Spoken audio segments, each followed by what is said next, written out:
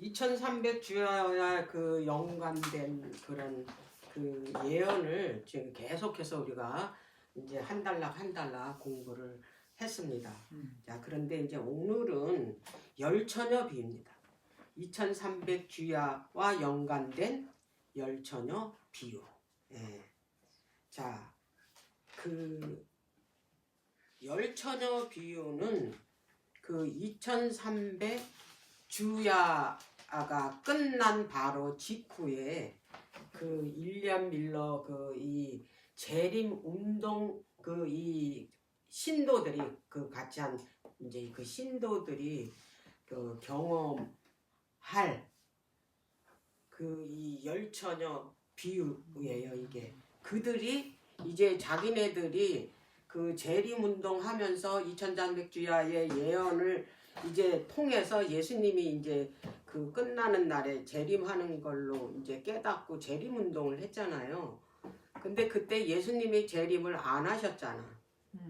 그래서 이제 그때 그들이 이제 그 재림 운동하면서 깨달았고 인식한 게 뭐냐면 자기네들이 예수님이 말씀하신 그 이 열처녀 비유가 자기들이 지금 하고 있는 그 재림운동의 그 선교 그 이 경험이 자기들이라는 거를 그때 인식하게 된 거야. 깨닫게 된 거야. 이 열처녀 비유가.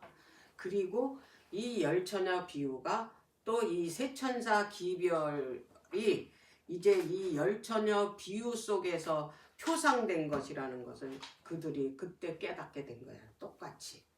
네.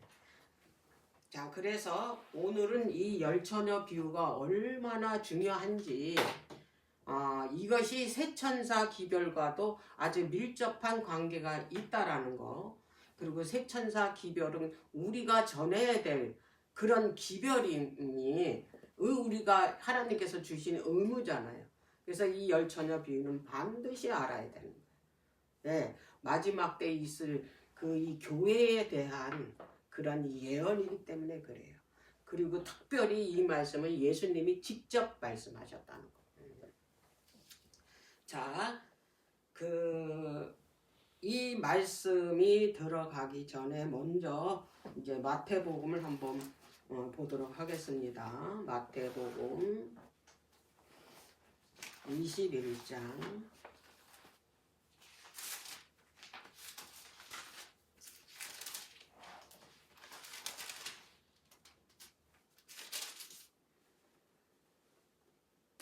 마태복음 21장은 예수님이 이제 십자가에 달리기 전 그 마지막으로 성전 정결을 하는 그 내용이 기록됐어요. 이 21장에. 자, 그러면서 예수님이 이때 이제 어떤 말씀을 하셨냐. 21장 12절입니다. 12절부터 예수께서 성전에 들어가서 성전 안에서 매매하는 모든 자를 내어 쫓으시며 돈 바꾸는 자들의 상과 비둘기 파는 자들의 의자를 둘러부셨다. 성전에 들어갔더니 거기서 장사를 하는 거야. 그래서 거기에서 이제 그 예물을 이제 그 드리기 위해서 이제 그 돈으로 바꾸는 거야. 이 짐승하고 이렇게. 그런 일을 하고 있는 거야. 제사장들. 그리고 장사꾼들도. 그 일을 보면서 예수님이 하신 말씀이에요. 그러시면서 뭐라고 그랬냐면 13절에 저희에게 이르시되 기록된 바 내 집은 기도하는 집이라 일컬음을 받으리라 하였거늘 너희는 강도의 구려를 만드는도다. 강도의 구려를 만든데 강도 짓을 한다는 거예요. 누가? 제사장들이. 어디서? 성전에서. 굉장히 중요한 거예요. 뭘 가지고? 하나님께 드리는 예물을 가지고. 딴 것도 아니야. 하나님께 드리는 예물을 가지고 뭐냐면 거기서 강도짓을 하고 있다라는 얘기예요. 그러면서 이 집은 내 집인데 너희들이 기도하는 집인데 하나님께 그 예배를 드리는 이 집인데 너희들이 지금 뭐 하고 있냐? 도둑질과 강도짓을 하고 있다라는 거예요. 뭘로? 그 예물을 가지고. 그러면서 이제 예수님이 이제 거기서 나오셨습니다. 나오셔가지고 이제 19절을 볼게요. 21장 19절. 길가에서 한 무화과 나무를 보시고 그리로 가사 잎사귀밖에 아무것도 얻지 못하시고 나무에게 이르시되 이제부터 영원토록 내게 열매가 맺지 못하리라 하시니 무화과 나무가 곧 마른지라 그랬어요. 이 무화과 나무는 바로 유다 나라입니다. 최후의 심판을 경고합니다. 영원히 뭐 한다고요? 열매 맺지 못한다라는 얘기는 그들은 뭐야? 마지막 멸망을 선고하는 거예요. 네. 그러면서 이제 21절 보겠습니다. 예수께서 대답하여 가라사대 내가 진실로 너희에게 이르노니 만일 너희가 믿음이 있고 의심치 아니하면 이 무화과 나무에 된 이런 일만 할 뿐이 아니라 이 산더러 들려 바다에 던지라 하여도 될 것이라 그랬어요. 여기서 선고하신 거. 실제적으로 그 무화과 나무가 다 말라버렸어요. 그러니까 제자들이 너무 이상하게 생각을 하는 거예요. 자, 23장을 보겠습니다. 계속해서 예수님이 이 마지막 때에 대해서 지금 계속 말씀하시는 거예요. 21장부터. 자, 23장 이제 끝절에 보면 38절입니다. 23장 38절. 보라, 너희 집은 지금 집이 황폐하여 버림바 되리라 그랬죠. 아까 예수님이 21장에 성전 정결하실 때는 이 집은 내 집이라 그랬잖아요. 근데 여기는 너의 집이라. 이 얘기가 뭐예요? 이제 더 이상 예루살렘은 성전이 아니란 얘기예요. 그냥 하나의 뭐예요? 건물이다 이 말이에요. 이렇게 선고를 하신 거예요. 이거는 이때 유대인들한테 한 얘기만 아니에요. 이게 하나님께서는 항상 이 그때 당시에 그 사건하고 마지막 때 일어날 사건을 똑같이 어떻게 해요? 적용해서 예언하시는 말씀이라는 거예요. 그러면 지금 마지막 때에 이게 살고 있는 교회가 지금 성전에서 이제 교회로 이제 바꿔졌잖아요. 그러면 이게 이 전체 모여서 드리는 교회가 있고 그 다음에 그 개인의 교회가 있다 이 말이에요. 적용되는. 그런데 지금 이 교회가 그 성전이 정말 아름답게 지으려고 애들을 쓴다 이 말이에요. 응? 그리고 그곳에 왜냐하면 겉으로 보는 외관상으로 보는 그 성전이 교회가 아름다워야 누가 갑니까? 누가 가요? 사람이. 예, 성도들이 간다 이 말이에요. 그곳을 찾아서. 그게 겉으로 보기에 교회가 초라하면 안 가. 이상하게. 그 내가 경험을 했잖아요. 영종도에서 그냥 그 하나의 그냥 조그만 곳에 목사도 없고 안 와요. 간판도 없고. 그더니 그나마 간판을 짓고 교회라고 세워놓으니까 그래도 그 영종도 주변에 있는 사람들이 왜냐면 영종도에 많이 살거든요. 거기 개발돼. 응? 그들이 다 글로 가는 거야. 그래서 이게 그 예수님이 없는 성령이 없는 그 교회는요 예수님이 말씀하신 것처럼 그건 너희 집이야. 그 얘기는 뭐냐면 건물에 지나지 않는다 이 말이에요. 왜? 하나님께서는 그곳에 계시지 않기 때문에 그래요. 자, 마태복음 18장 볼게요. 뭐라고 말씀하세요? 예수님이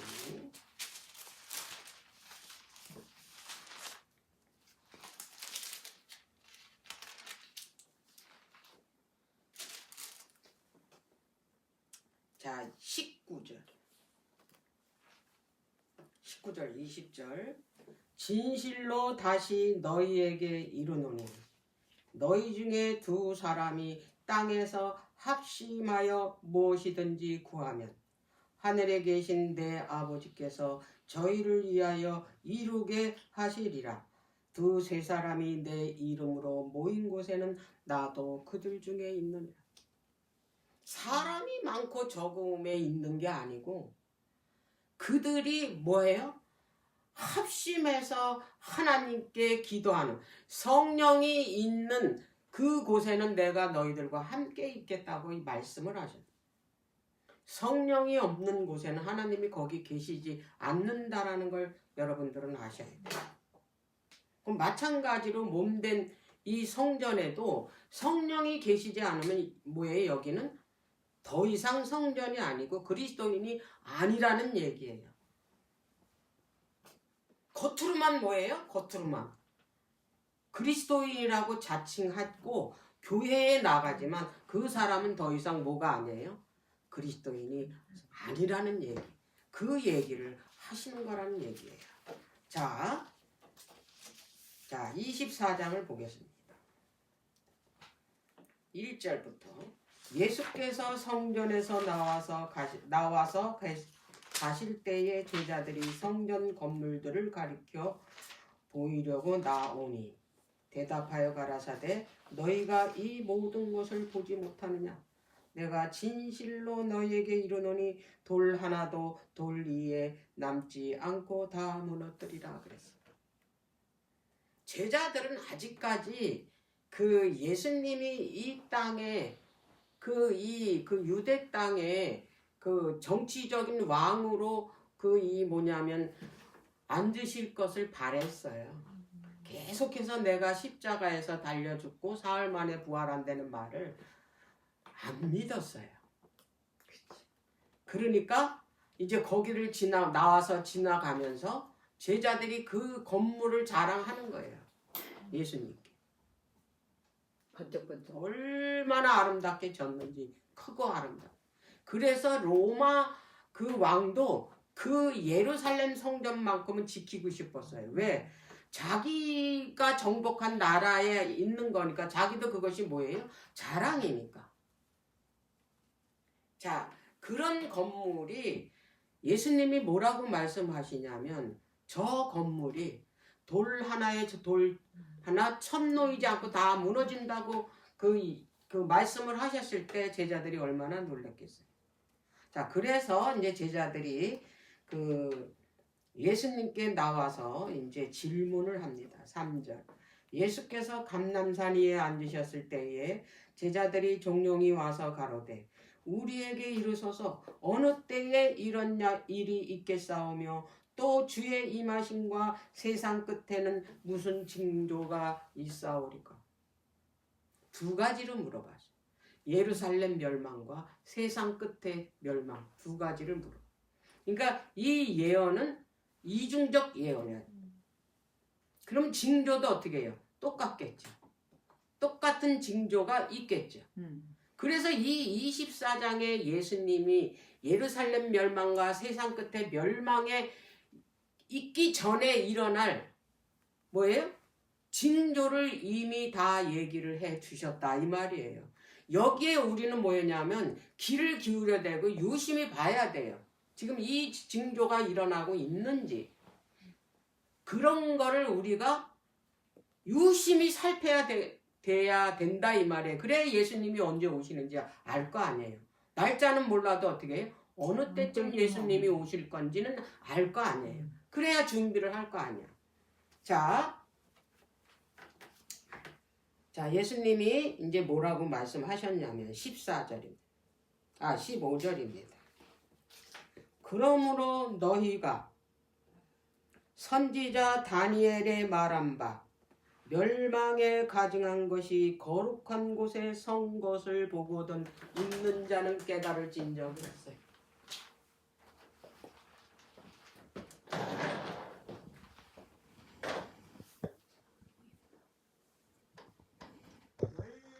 멸망에 가증한 것.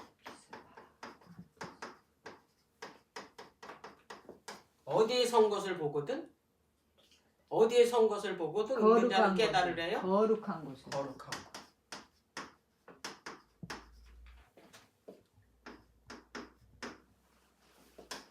이걸 누가 말했다고요?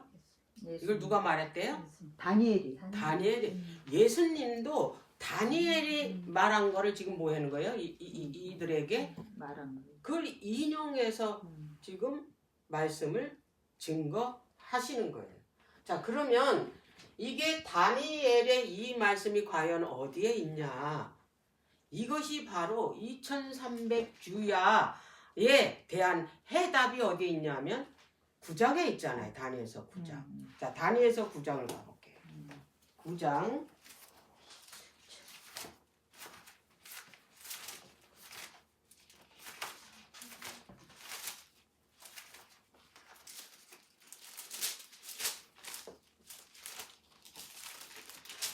자, 26절, 27절 보죠.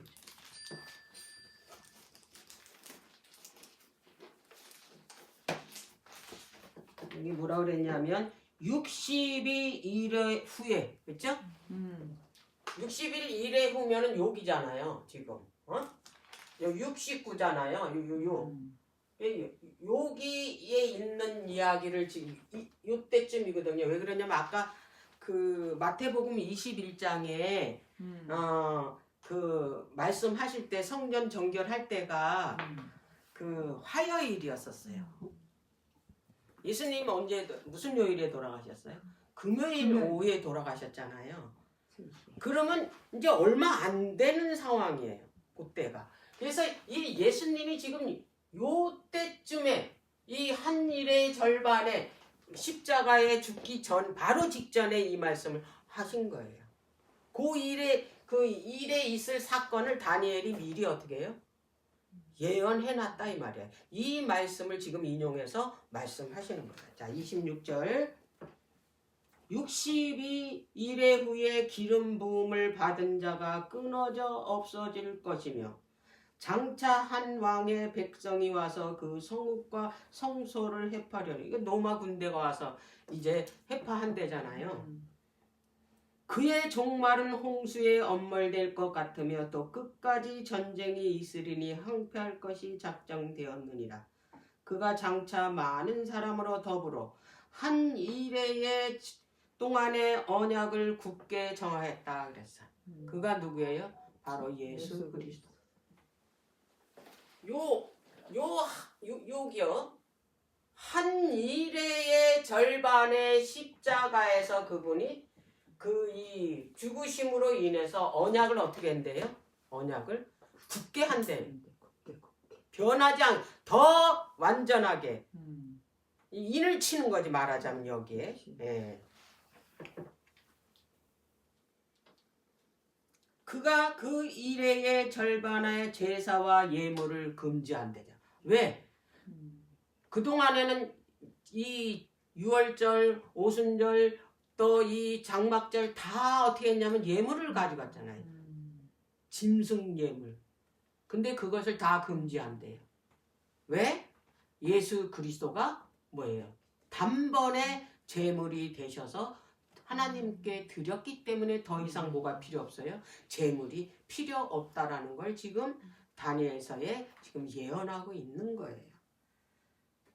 자, 또 잠포하여 미운 물건이 날개를 의지하여 설 것이며 이미 정한 종말까지 진노가 항폐케 하는 자에게 쏟아지리라 하겠네. 이 말씀을 지금 다니엘이 말한 거를 지금 말씀하시는 거예요. 자, 다니엘이 이 말씀을 또 어디에서 했냐면 11장 볼게요. 다니엘서 11장 31절.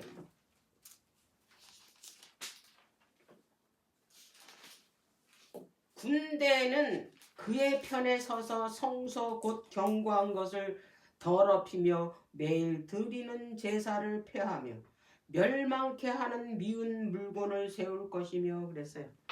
여기서 말하는 건 교황권 확립이에요. 이제 그 정치적 로마가 아니고 이거는 뭐예요? 종교 로마예요. 자, 다니엘서 12장 볼게요.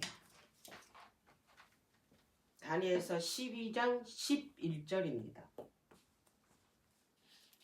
지금 그 정치 로마는 매일 드리는 제사를 폐한 거는 아니잖아요. 그죠? 근데 이게 누가 폐했냐면 교황권 로마가 폐했다 이 말이에요. 자, 11절입니다. 매일 드리는 제사를 폐하며 이것도 똑같이 나오죠. 멸망케 할 미운 물건을 세울 때부터 1290일을 지낼 것이요 기다려서 1335일까지 기다리는 그 사람은 복이 있으리라. 교황권 그 확립할 때가 그게 이제 한때 두때 반때가 이제 종교 암흑 시대잖아요. 그때 모든 제사를 폐하였잖아요. 누가? 교황권이 자기에게 드리잖아요. 그게 미울 물건이 섰대잖아요. 그게. 그래서 이때부터 1290일을 지내고 기다려서 1335일까지 이르는 그 기간이 바로 1844년이에요. 똑같이 나와요. 그러니까 1844년을 전부 어떻게 해요? 가리키고 있는 예언이라 이 말이에요. 이 말을 예수님이 말씀하셨다. 그러면 이 멸망에 가증한 것이 그럼 과연 뭔가? 자, 누가복음에는 똑같이 이 말씀을 했거든요. 마태가 이제 예수님이 예언한 이 말씀을 누가도 똑같이 했는데 마태는 멸망에 가증한 것 하면은 유다 사람들이 이거 다 알아들어. 멸망에 가증한 것이 무엇인지. 왜? 자기 나라의 역사가 이것 때문에 계속 포로로 붙잡혀가지고 계속 망했기 때문에 아주 정확하게 알아요. 그래서 마태는 유다 사람들을 대상으로 이 기별을 썼기 때문에 이렇게 멸망에 가증한 것이 거룩한 곳에 선 것을 이제 보거든 이렇게 얘기해서 거룩한 곳도 그들은 알아요. 무엇이 거룩한 곳인지. 근데 누가는 이방인들을 대상으로 이 말씀을 기록을 했기 때문에 이제 이방인들이 알아들을 수 있는 언어로 썼다 이 말이에요. 자, 누가복음 21장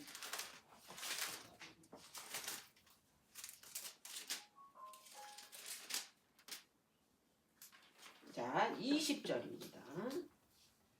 너희가 예루살렘이 군대들에게 에워싸이는 것을 보거든 그 멸망이 가까운 줄 알라 그랬어.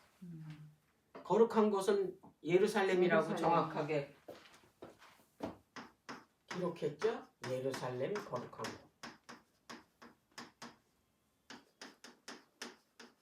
멸망에 가진 곳은 군대래잖아요. 이때 당시에 군대가 어느 군대예요? 이때 로마 군대잖아요. 로마. 그러면 이 로마 군대, 로마는 이게 우상을 섬기는 나라잖아요. 그죠? 그렇지. 하나님을 섬기는 나라가 아니잖아.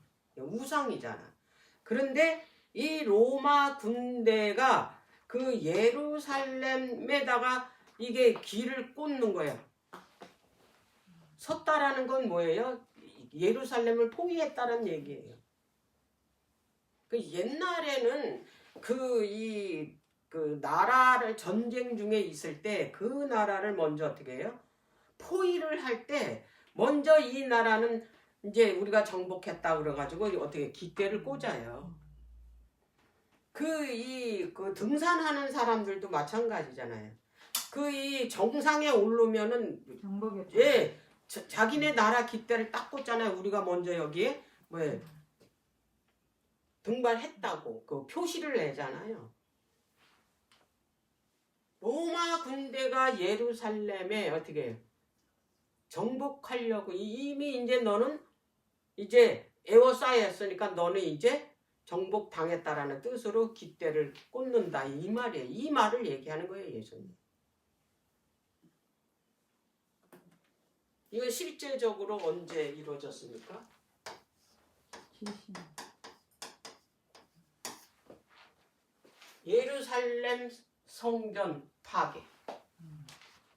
예수님이 돌 하나에 첨놓이지 않고 무너뜨리란다는 이 예언이 어디에서 성취됐습니까? AD 70년에 정확히 성취됐어요. 자, 그럼 이거 이중 예언이라고 그랬잖아요. 이중 예언인데 그럼 마지막 때도 똑같다 이 말이에요.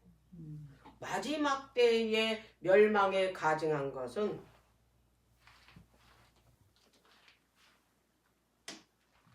똑같아요.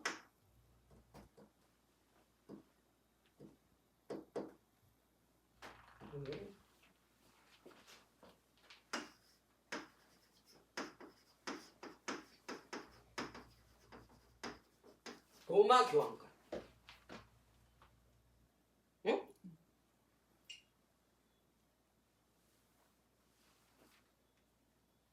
바티칸이 어디에 있습니까? 로마에 있죠. 로마 교황권. 그러면 거룩한 것은 무엇일까요? 어디다 마지막 때는 깃대를 세울까요? 어디다? 이걸 알아야 우리가 하나님이 언제 오실지를 알 거 아니야. 예수님이 이제 임박했구나.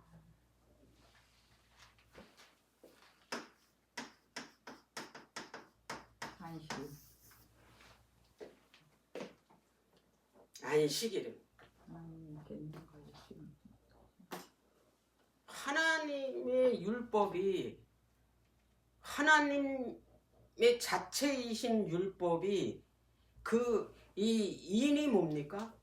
안식일이잖아요. 안식일을 기억하여 거룩히 지켜라 그랬잖아요. 왜? 이 안식일은 이 세상을 창조하신 창조주기 때문에.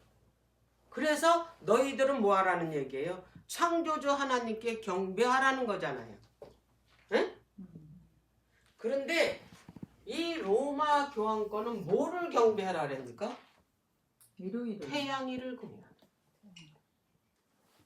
태양일이 어느 날입니까? 일요일이잖아요. 네, 일요일. 태양의 날. 이걸 풀이하면 태양의 날이에요. 일요일이. 태양의 날. 사단의 날이네. 어? 사단의 날. 사전 찾아보면 이거 태양의 날이에요. 자기가 신이니까 언제 경배하라고? 일요일에 경배하라고. 그러면 이 멸망에 가증한 것이 법적으로 어디에 섰을 때?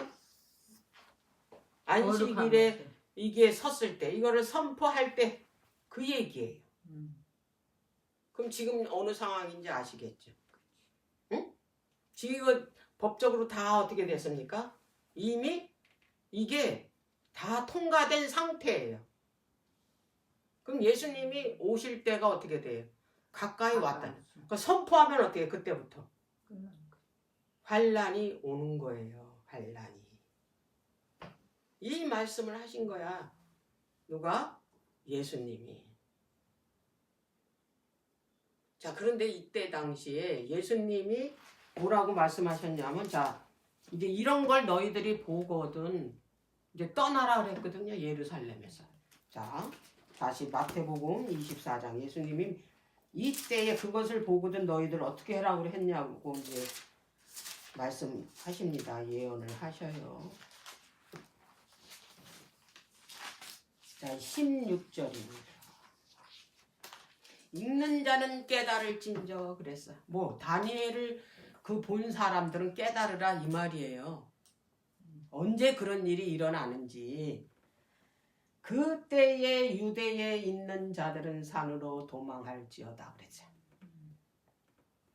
남아있지 말래. 왜? 로마 군대가 어떻게 하니까 쳐들어와서 완전히 아주 무지막지하게 파괴시킬 것이니까 너희들 처참한 일을 겪지 말고 어떻게 하라고요? 도망가라. 심지어 뭐라고 그랬냐면 그날에는 19절 아이 벤 자들과 젖먹이는 자들에게 화가 있을지로다 그랬어. 자, 이거를 보통 옛날에 우리가 이 예언하는 사람들이 우리 친정엄마도 그랬거든. 애 낳지 말라고. 우리 올케한테도. 애 낳으면 왜 아이 벤 여자와 젖먹이는 자에게 화가 있다 그러니까 예수님 오실 땐 다 됐는데 애 낳으면 어떡하냐 막 이랬거든요. 근데 이거는 참된 그리스도인에게 한 말이 아니에요. 누가 성령이 없는 사람을, 그 여자를 위해서 하는 말이에요. 자, 마음 가운데 성령이 없는 사람은요, 더 이상 사람이 아니에요. 옛날에는 다 양심으로, 하나님께서 양심에 하나님의 법을 기록해 놓으셨기 때문에 양심에 따라서 그런 악한 짓을 안 했어요. 근데 지금 보세요. 엄마들이 어떻게 해나? 자기 아이를 죽여서 냉장고에다 갖다 토막 내서 넣어놓고 더 이상 어떻게 인간이기에 포기한 사람들이에요. 그래서 이때 당시에 보여줬어요. 그거를 신명기에 그 모세를 통해서 이미 예언해 놨어요. 이 군대들이 예루살렘 성을 에워쌀 때 어떤 일이 벌어질 건가. 자기 가랑이에서 나온 그 태아를 잡아먹는데, 에? 그런데 이때 그 요세푸스 그 유대 역사가가 그걸 얘기했어요. 뭐라고 얘기를 했냐면 그 예루살렘 성 안에 하나님께서 이미 그 깃대가 꽂혔을 때 그 예수님이 하신 말씀을 듣고 순종한 사람들은 다 나갔다 이 말이에요. 근데 그 성 안에 있는 사람들은 이제 갇혀가지고 먹을 것 그동안에 그 저축했던 건 다 먹고 먹을 게 없어. 근데 그 먹을 것도 약한 사람은 가지고 있어도 못 먹어. 강한 사람들이 다 뺏어가니까. 그래서 죽기 살기로 이제 죽게 생겼으니까 성 바깥으로 나가서 그 밭에 있는 걸 이제 어떻게 그 죽음을 무릅쓰고 그거를 이제 걷어오면 그것도 못 먹어. 다 뺏어가서. 자기 거 있으면서도 또 뺏어. 그 정도로. 그러다가 결국엔 어떻게 됐냐. 이제 자기 그 허리에 그 띠를 매는 가죽 격들을 삶아 먹고 이제 더 이상 안 되니까 어떻게 자기 태에서 난 자식들을 어떻게 잡아먹는 거야. 이 일이 가능할까? 응? 우리 생각에는 내가 죽을지언정 내 살을 비워줄 망정 그런 일은 절대로 없어요. 그런데 마음에 성령이 떠나면 짐승하고 다르고 더 이상 사람이 아니라는 거. 짐승도 자기 새끼 안 잡아먹어요. 왜? 하나님께서 그 마음에 그걸 넣어주셨기 때문에. 새끼를 사랑하는 마음을 주셨기 때문에. 근데 사람은 성령이 떠나면 그런 짐승만도 못한 짓을 하기 때문에 예수님이 이 말씀을 하신 거예요. 그러면서 그 도망하는 날이 안식일이나 추운 겨울이 되지 않도록 기도하래. 이 안식일이 얼마나 중요하면 그것까지 말씀하셨어요. 추운 겨울에 도망하려면 먹을 것도 어떻게 되겠어요? 그 말씀을 하신 거예요. 자, 그러면서 이제 뭐라고 말씀하셨냐면 21절입니다. 이는 그때에 큰 환난이 있겠음이라. 창세로부터 지금까지 이런 환난이 없었고 후에도 없으리라 그랬어요. 이때 당시에 그 환난은 이제 그 예루살렘 성전이 완전히 파괴됐고 그 다음에 무슨 환란이 왔냐면 한때 두때 반때 환란이 시작됐다. 1260년간. 근데 마지막 때 환란은 칠재앙입니다. 칠재앙. 자, 그래서 22절에 보면 그 날들을 감하지 아니할 것이면 모든 육체가 구원을 얻지 못할 것이나 그러나 택하신 자들을 위하여 그 날들을 감하시리라 그랬어요. 한때 두때 반때 동안에 일어날 일을 예수님이 미리 어떻게 해요? 예언해 놓으신 거예요. 이걸 1260년 동안 그냥 가면 택한 자들이 구원받을 사람들이 없어. 그래서 어떻게 했냐면 그 날짜를 1260년에서 그 날을 감하시겠다고 약속을 하신, 여기 예언을 하신 거예요. 자, 그게 언제냐? 자, 538년에 이제 교황권이 확립되고 이때부터 뭐가 시작됐어요? 중세 암흑, 종교 암흑 시대가 시작됐다 이 말이에요. 자, 그런데 이제 그 많은 그리스도인들이 교황권으로 인해서 자기를 경배하지 않는다고 해가지고 얼마나 수많은 그리스도인들을 죽였어요. 이거를 그대로 놔두면 남아있는 백성들이 없어요.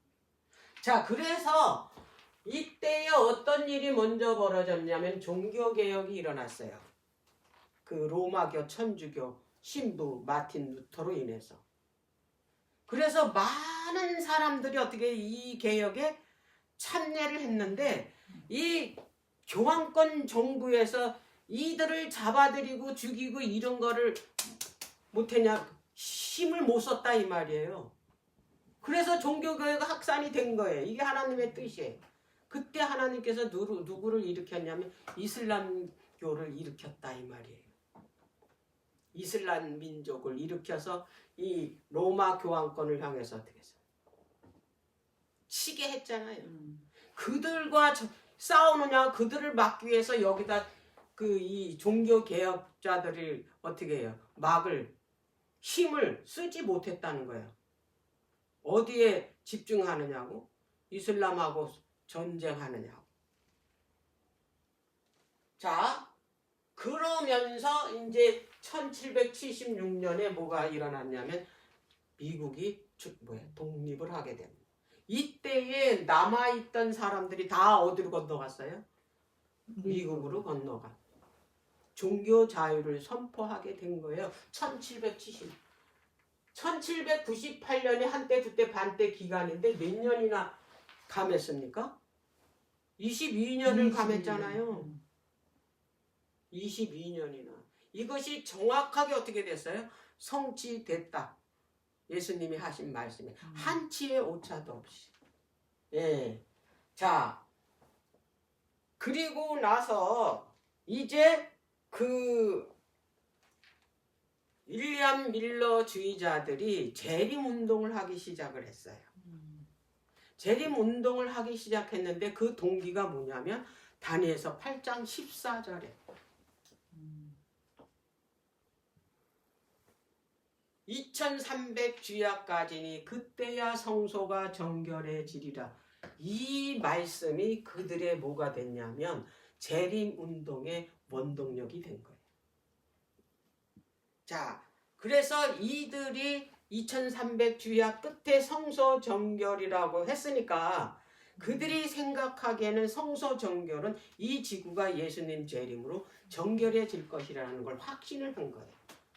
그래서 2300주야 이 성경에 예언한 것이 이것이 그 날짜가 정확하게 맞춰져 있기 때문에 그러면 이 2300주야 기산점이 다니엘서 9장 24절부터 이제 힌트가 주어졌잖아요. 그래서 이제 그걸 계산을 해보니 어떻게 됐냐면 처음에는 이들이 계산하기를 1843년으로 계산을 했어요. 근데 그때 예수님이 재림하지를 않은 거예요. 그래서 이들이 왜 날짜가 안 맞을까 다시 연구를 해보니까 영년을 계산을 안 한 거예요. 그 BC에서 AD로 넘어가는 영년을 빼뜨렸기 때문에 이게 잘못됐구나. 그래서 어떻게 했냐면 이제 그 1844년 그 봄에 이제 오시겠다라는 것을 이제 날짜를 정해서 외쳤다 이 말이에요. 봄에 3월 18일서부터 한 4월 한 18일 경에 예수님 오신다. 그런데도 어떻게 했어요? 예수님이 재림을 안 하신 거예요. 그래서 이들이 이제 집중적으로 성경을 연구하게 된 거예요. 연구했다 보니까 이게 봄이 아니구나. 대속제일에 예수님이 오시는구나. 이렇게 된 거예요. 그래서 대속제일이 7월 달이잖아요. 그래서 이때에 이제 이 7월 달에 예수님 재림한다라는 그런 이게 그 확신이 들어서자 그때 7월 운동이라는 이 명명 아래 신앙 대붕이 일어났어요. 예수님이 7월에 오신다. 근데 그 유대인 절기의 7월은 우리가 쓰는 이 태양력에는 10월 달이잖아요. 10월 달. 그래서 그 10월 달을 계산을 해보니까 10월 22일로 딱 나온 거예요. 여기 어디 갔어? 여기. 이제 어떻게 됐냐면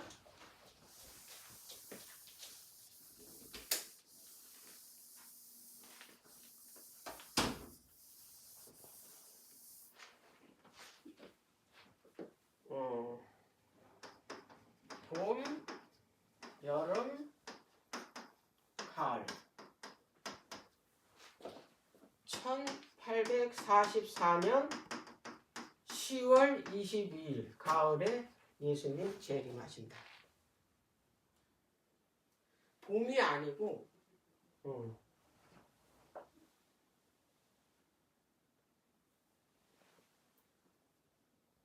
이게 이제 날짜가 이제 어떻게 정해진 거예요. 2300주야 시작이 가을부터거든요. 그럼 언제 끝나야 돼요? 2300주야 끝이 가을에 끝나야 돼요. 그래서 이 가을이 이게 딱 맞아 떨어진 거예요. 가을이.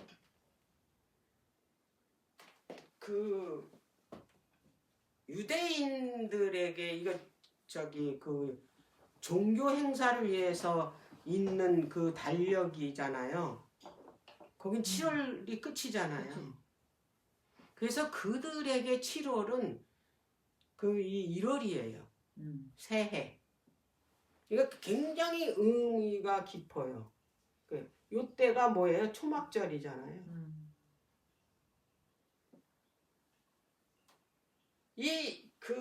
윌리엄 밀러 운동하는 사람들이 이제 이거를 이제 아주 모든 사람들이 이제 이게 확산적으로 재림 운동을 하게 된 계기가 이제 그때 당시에 유럽에 있는 이 그리스도인들이라고 하는 사람들은 그 천주교에서 이제 개혁해서 나온 그 개신교도들이 굉장히 많았어요.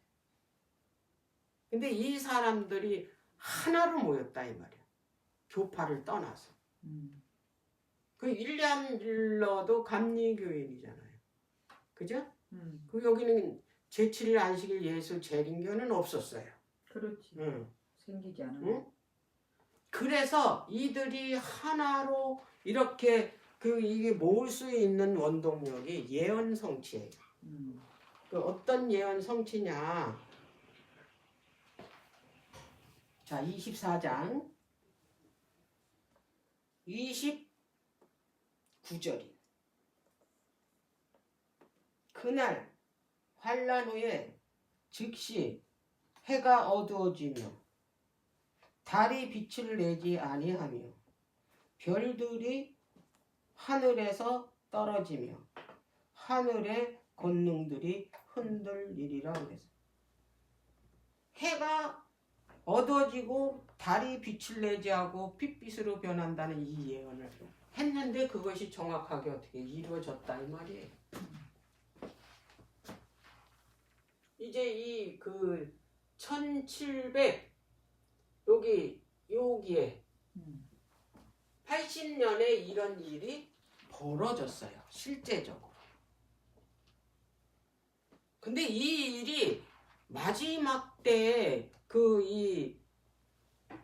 이게 이중 적용이라 그랬으니까 이거는 이미 이루어진 거잖아요.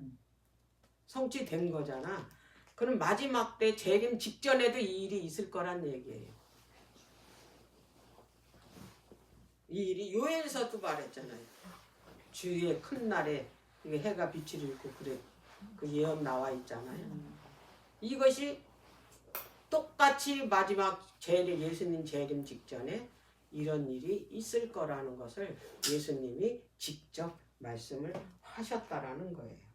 자, 그런데 더 중요한 거는 뭐냐면 그 불을 붙인 게 재림 운동에 그 계시록 9장입니다. 계시록 9장입니다. 이건 이제 공부를 했었는데 안에서 계시록 9장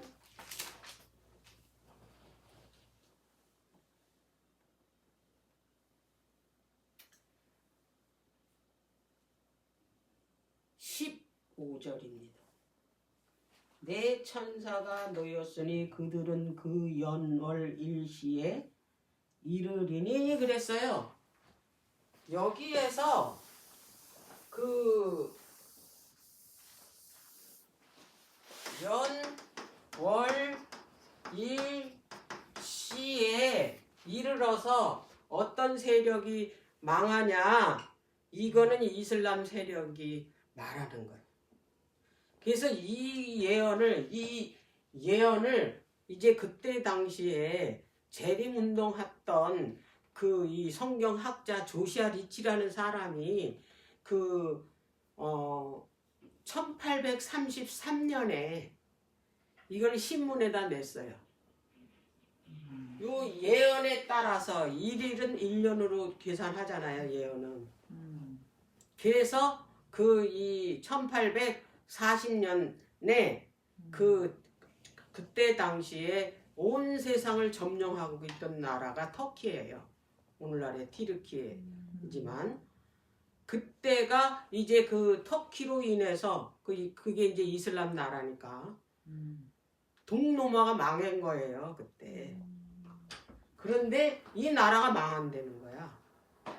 이 강력한 이 나라가. 그걸 1833년에 예언을 했다고. 뭘 맞춰서? 성경 계시록 9장에 있는 이 말씀을 가지고. 이때 다 미쳤다고 그랬어요. 이 사람을. 누구라고 그랬지? 조시아 리치요. 근데 실제로 일어났다. 언제?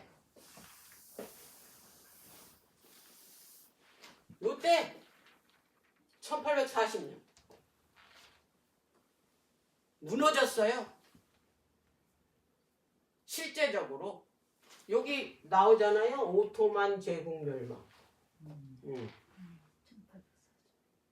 이때 사람들이 7년 전에 이 성경에 예언한 거를 그대로 어떻게 했어요? 발표를 했는데 실제로 일어났어요. 1833년 예수님이 말씀하신 거죠. 하늘에서 별을 소낙비가 쏟아져. 다 이루어진 거예요. 예수님이 말씀했잖아요. 세상 끝에 이런 일이 있을 거라고. 그래서 여기에다 불을 붙인 거예요. 1844년 10월 22일 예수님 재림하신. 다 믿었어요. 그래서 다 참여를 했어. 자기 그 가산들 다 팔아서 재림운동에 다 뭐 했어요? 헌신하고. 그런데 어떻게 됐어? 그날에 봤더니 예수님이 재림을 안 하신 거예요. 그래서 이제 실망하고 다들 돌아가고 이제 몇 사람만 남은 거예요. 이건 아니다. 이건 확실한데 뭐가 잘못됐나. 자, 그래서 그들이 다시 연구해 본 결과 장소가 틀린 거예요. 날짜가 틀린 게 아니라 장소가 틀렸던 거예요. 장소가 이 지구가 아니라 어디? 하늘 성소. 그것도 어디? 지성소예요. 그분이 성소에 계시다가 지성소로 들어가신 거예요. 뭐 하시러? 죄를 끝내시려고. 죄를 뭐예요? 성소를 정결케 하시려고 들어가셨다라는 걸 놓친 거야, 그들이. 이 지구로 생각하고. 자, 그래서 이 돌아간 사람들이 그렇게 핍박을 한 거야, 이 사람들을. 승천 왜 안 하냐고. 응? 그렇게 비아냥거리면서. 그런 상황에 있을 때에 이제 이들이 아까 처음에 제가 얘기했듯이 자기들의 선교 경험이 바로 열처녀 그 비유에 예수님이 말씀하신 대로 그 경험이 바로 자기들의 선교 경험이라는 거를 그것이 상징적으로 자기네들이 그거를 경험했다라는 거를 깨닫게 된 거예요. 그리고 그거와 함께 세 천사 기별도 뭐예요? 이 열처녀 비유와 함께 어떻게 이루어지고 성취될 것을 깨닫게 된 거예요. 자, 그러면은 이제 25장을 가볼게요. 마태복음 열처녀 비유에.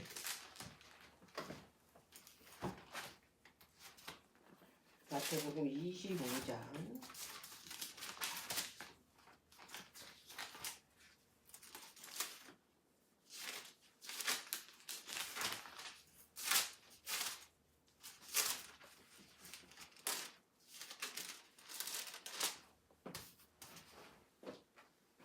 마태복음 23장, 24장, 25장은 계속 연결되는 말씀이에요. 그리고 예수님이 마지막 때 징조에 대해서 말씀하셨잖아요. 그 이어서 무슨 말씀하냐면 열처녀 비유가 나온다는 거는 이건 굉장히 중요한 거예요. 재림 끝에 있을 사건이라는 거를 알 수가 있다라는 거예요. 반드시 현재 오늘날 우리가 경험할 거라고 이거를. 자, 그러니까 이거 열처녀 비유에 대해서 정확하게 아셔야 돼요. 자, 25장 1절. 그때의 천국은 마치 등을 들고 신랑을 맞으러 나간 열처녀와 같다 하리니. 이 열처녀 비유에 이거 비유예요. 그래서 이거를 제린 밀러주의들이 경험을 했어요. 자, 그럼 신랑을 맞으러 나갔어. 자, 신랑을 맞으러 나간 사건이 일리안 밀러주의자들이 어디에다 적용을 했냐면 1840년 재림운동. 뭐 하는 거예요? 예수님이 재림이 가까웠다 이거서 예수님 맞으러 나가는 거잖아요. 이게 뭐예요? 신랑 마중이에요. 여기 신랑 등을 들고 신랑 마중 나갔대잖아요. 이게 뭐냐면 열처녀들이 똑같이 신랑을 등을 들고 맞으러 나갔다. 재림 준비를 하는 거예요. 자, 그럼 처녀라는 얘기는 뭐냐면 여기에서 나오는 열처녀는 그 타락한 처녀가 아니야. 그죠? 순결한 처녀예요. 근데 순결한 처녀인데 이 마지막 때 재림 직전에 있을 재림을 기다리는 이 마지막 그리스도인들을 표상하는 거야, 이 열처녀가. 근데 열처녀가 똑같이 뭐를 들고 나갔냐면 신랑을 맞으러 등을 들고 나갔다 이 말이야. 이 등은 뭐냐면 바로 말씀이라는 거예요. 재림 기별을 맞은 그리스도인이라는 거예요. 뭘 통해서? 말씀을 통해서. 자, 그런데 자 3절 볼게요. 2절. 그 중은 5은 미련하고 5은 슬기 있는 자다 그랬어요. 이 얘기는 재림을 기다리는 이 그리스도인이 두 부류가 있다라는 얘기예요. 순결하다고 자칭하는 그리스도인들 중에 재림을 기다리는 이 그리스도인들이 한 부류가 아니라 두 부류. 그래서 슬기로운 처녀, 미련한 처녀.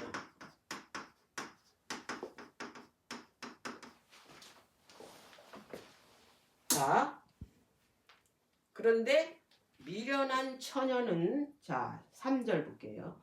미련한 자들은 등을 가지되 기름을 갖지 않았다. 미련한 처녀는 등만 가졌어요. 등. 자, 그러면 슬기로운 처녀. 4절. 슬기로운 자들은 그릇에 기름을 담아 등과 함께 가져나간다. 슬기로운 처녀는 말씀만 있는 게 아니라 모두 기름을 넣는 뭘 가지고 있어요? 그릇을 가지고 있다.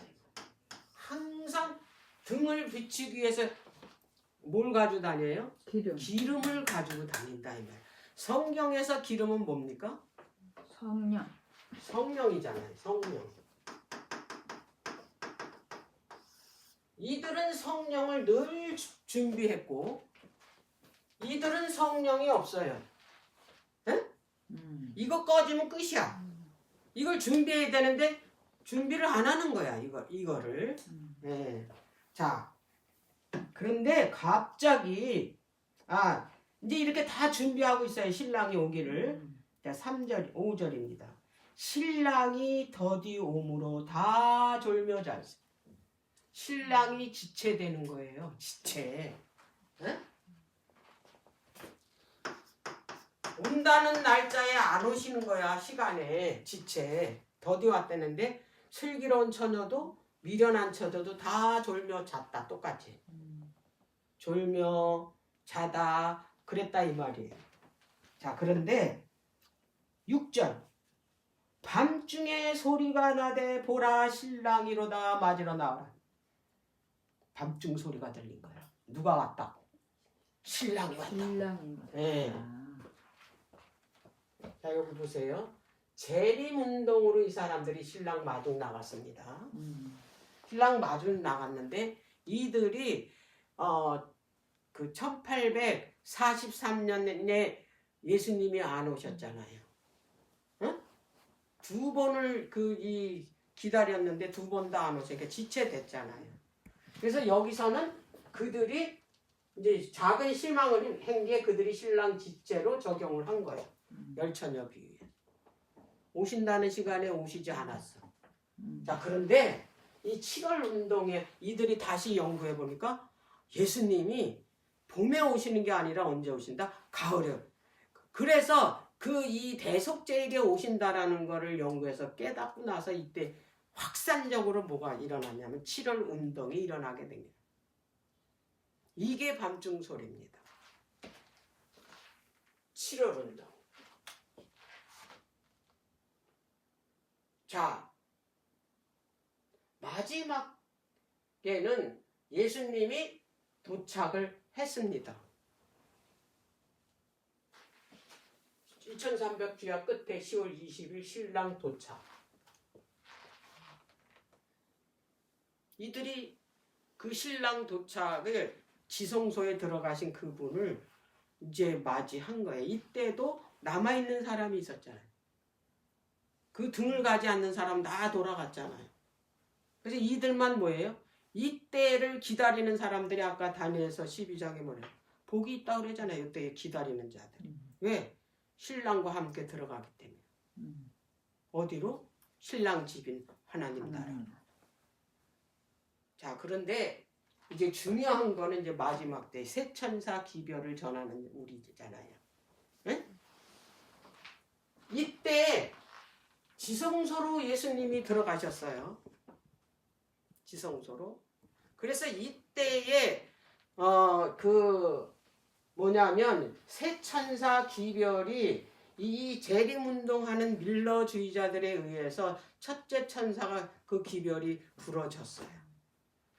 그들이 이것이 자기들이 한 그 성경음이 경험이 그 열처녀 비유가 이제 그 상징적으로 자기네가 경험을 했고 세천사 기별도 어떻게 그것이 바로 열처녀의 비유의 표상이라는 걸 이들도 의식을 했다 이 말이에요.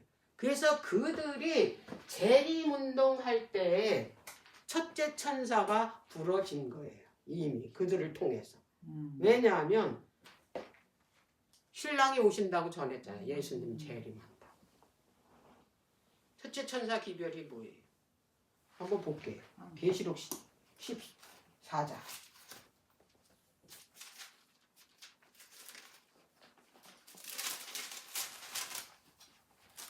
자, 14장 6절서부터 또 보니 다른 천사가 공중에 날아가는데 땅에 거하는 자들 곧 여러 나라와 족속과 방언과 백성에게 전할 영원한 복음을 가졌더라. 그가 큰 음성으로 가로되 하나님을 두려워하며 그에게 영광을 돌리라. 이는 그의 심판할 시간이 이르렀으니 하늘과 땅과 바다와 물들의 근원을 만드신 이를 경배하라 하더라. 그랬어요. 심판이 시작됐다. 무슨 심판? 대속죄일의 조사 심판. 딱 떨어지잖아요. 자, 이들이 이미 어떻게 했습니까? 첫째 천사 기별을 전했어요. 재림운동으로. 그리고 돌아갔어요. 그들이. 응? 예수님 안 오시니까. 그들이 돌아간 것은 뭐예요? 바벨론이에요. 예수님이 지체되니까. 그래서 부러진 게 뭐냐면 바벨론에서 나오라는 거예요. 둘째 천사 기별. 자, 여기까지는 부러졌어요. 응? 자, 그런데 대속죄일날 이제 신랑이 도착을 했고 새 천사 기별 마지막 때 그 이 기별을 전하는 사람들은 대속죄일인 이때 예수님이 지성소로 들어가신 것은 뭐예요? 대속죄일에 뭐죠? 죄를 이제 그 도말하시려고 들어가신 거 아니에요. 그래서 이때에 우리는 뭐예요? 그거 도만하시고 나면 예수님이 뭐 하는 거예요? 재림하시니까. 그러니까 마지막 때 이 기별을 전하는 이 재림 운동의 신자들은 이때 뭐 하는 거예요? 마중 나가는 거예요. 마중. 언제? 대속죄일로 인해서 죄를 끝내시려고 예수님이 어떻게 해요? 죄를 끝내야 이 땅에 오실 거 아니에요. 그렇지. 신랑이신 누굴 데리러 신부와 혼인하려고. 그래서 신랑을 이제 맞으러 나갔어요. 나갔는데 안 오셔. 지금까지 안 오시죠. 우리는 지금 예수님이 지금 지체되는 가운데 살고 있어. 자, 그런데 내가 지금 내 자신이 슬기로운 처녀 5명에 속하는지 미련한 처녀 5명에 속하는지를 점검해 봐야 돼. 다 이거는 마지막 기별은 다 들었어요. 대속죄일 기별도 들었어요. 새천사 기별도 들었어요. 다 가지고 있어요. 들어서 나온 거 아니에요. 응? 등을 들고. 다 뭘 기다린다고? 재림을 기다린다. 다 있어요. 그런데 슬기로운 처녀는 뭐를 가지고 있냐면 성령을 가지고. 이걸 늘 준비하고 이 기름을 뭘 통해서 이 말씀을 계속 말씀을 통해서 성령으로부터 계속 뭐 빛을 받고 있잖아요. 이게 다른 거예요. 그런데 밤중 소리가 들리는 거야. 보라 신랑이 왔도다. 도착한 거야. 그게 뭐냐면 늦은 비성령. 밤중 소리가. 그래서 늦은 비성령 받은 사람들은 어떻게 신랑을 맞이하고 그렇지 않은 사람들은 다 어떻게 칠지항으로 들어간다는 얘기예요. 칠지항으로. 그래서 이게 신랑이 도착했을 때 뭐가 닫히냐면 은혜의 문이 닫히는 거예요. 예수님이 어디서 나왔으니까? 지성소에서 나왔어요. 더 이상 이제 뭐예요? 이제 중보의 기도는 끝났다 이 말이에요. 그리고 나오셔서 뭐 했으면 그 향의 죄를 어떻게 중보 기도의 그 이 타고 남은 죄를 어떻게 이 땅에 뿌리는 게 그게 뭐냐면 7장이란 얘기. 그리고 우리는 어디로 들어가냐면 신랑 집으로 이제 혼인 잔치하러 들어가는 게 계시록 19장 이야기라는 거. 예. 네. 이걸로 이제 오전 시간을 마칠게요.